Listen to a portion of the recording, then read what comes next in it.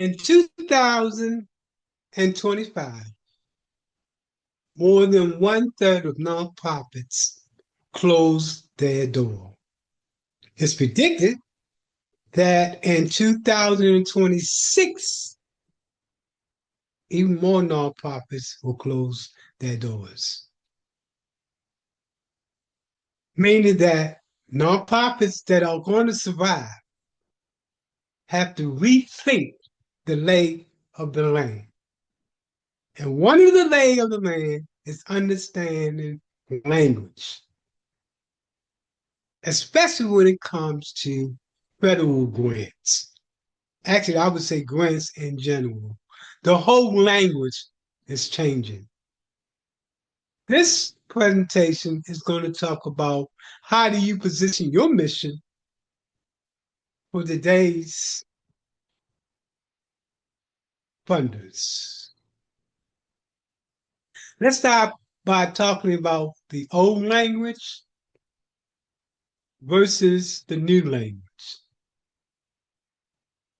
Okay, that being said, let's start with the outdated language, program and services. Now let's talk about the current language, system change and capacity building.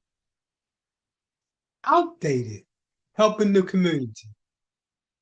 Current language, community-led and co-design. Old language, at-risk population. New language, equity, belonging, and access. Old language, low-income residents. New language, outcomes and measurable impact. And finally, outputs, old language, outputs. New language, sustainability, and scalability. So let's talk about the 5 pillars of grant language, starting with equity and access. And when we're talking about access, equity and access, we're talking about removing systemic barriers, expanding access to opportunities, and closing the digital and economic gaps. Next, community-driven solutions. Residents co-design solutions. Community voice deserves priorities, and lived experience inform strategies. This is the language that you want to use when you're talking about community-driven solution. Let's go to capacity building. Under that, we're talking about organizational infrastructure, leadership development, and technology and data system. Again, these are the 5 new pillars grant language. Now, finally, measurable outcomes. Income increase 5%. Industry recognized credentials gain, and neighborhood indicators improve. And finally, the last pillar. Cross-sector collaboration. What do funders expect now? What are they looking for? Well, they're looking for partnerships and shared outcomes. They're looking for collective impact framework. And lastly, they're looking for multi-stakeholders alignment. Now, let's talk, give an example of how to rewrite your language. And this is some examples. The old language is we provide training and support to help residents improve their lives. The new language is that we equip residents with the tools, technology, and economic pathway needed to build generational wealth and lead community-driven revitalization. Old language. Our program helps you stay out of trouble. New language. We create youth-centered environments that build skills, belonging, and economic mobility through mentorship, technology access, and leadership development. Old language. We help support, we support, we help nonprofits write grants. New language. We strengthen nonprofit capacity by building sustainable funding systems, data readiness, and strategic alignment with emerging federal and grant grant funders' priorities. So, what are three questions that every funders asks? Listen to this. If your proposal answers these, you're 90% ahead in your application. The first question they ask, benefits. And how do you know the community wants this? And when I say that, you have to really show that you had focus groups, you did surveys, you did interviews with the community that you talk about, and they want what you want. A lot of ways of doing this is making sure you go to those neighborhood groups and those other groups, organizations that represent that community, along with making sure you go to the residents themselves. So when we say who benefits, we're talking about demonstrate demonstrate resident voices, co-design, and lived experience. Number two, what what measurable changes will happen? This is very important because a lot of nonprofits do not really hit it on this particular area right here. So what do we mean by that? We mean focus on outcomes, not activities. Show impact with data and make sure they are sustainable changes that you're making in that individual life.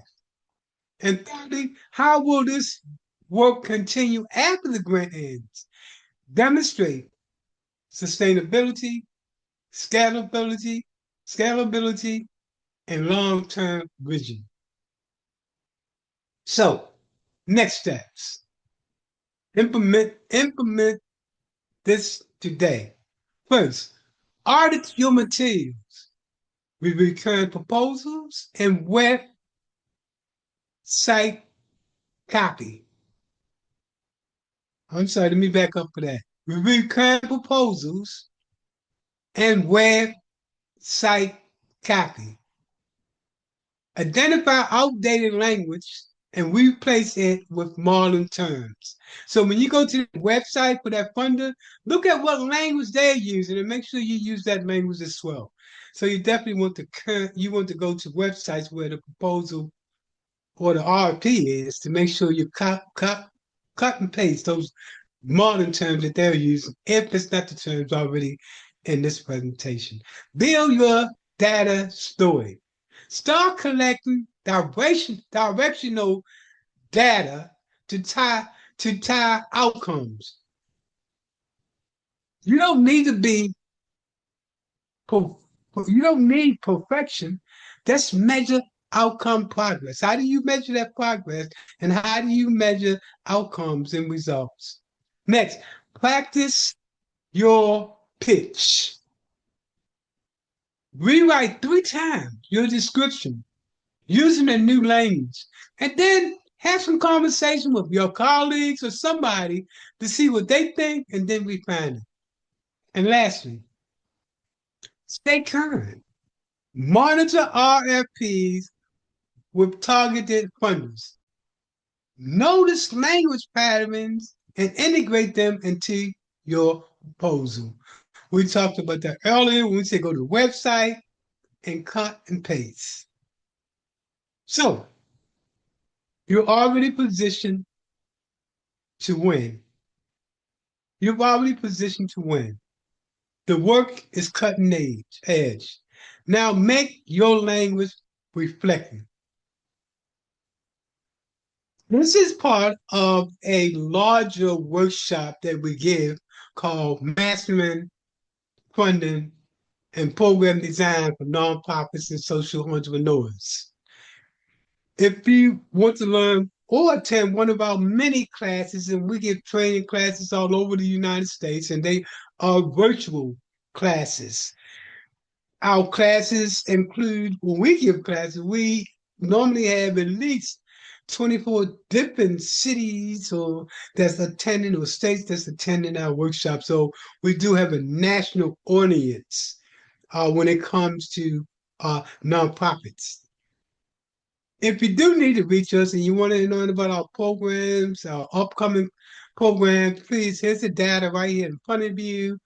You can reach us at our Tampa office, our Baltimore office, or you can email us at Center for Nonprofit and Community at gmail.com. Again, this workshop that we're about to put on is a really comprehensive workshop, and only a fraction of it was talked about today when it comes to the language. In general, our nonprofits go way more deeper.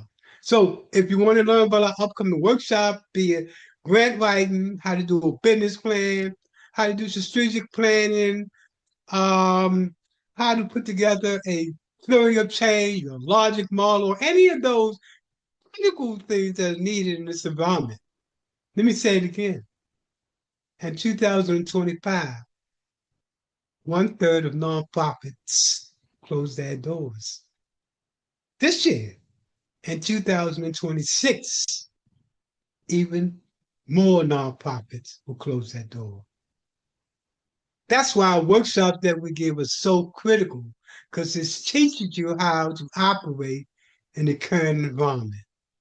And more importantly, it teaches you how to put together social enterprises, earn income as part of your overall strategy. So you have the information. If you want to find anything about our upcoming classes, feel free to contact us. And that's the data right here. And I hope this presentation here, again, this is only probably 2% of our workshop. I hope this part of the presentation gets you to rethink if you're about to write a grant and understanding you have to change the language in order to fit the funders' um, the funders' anticipation or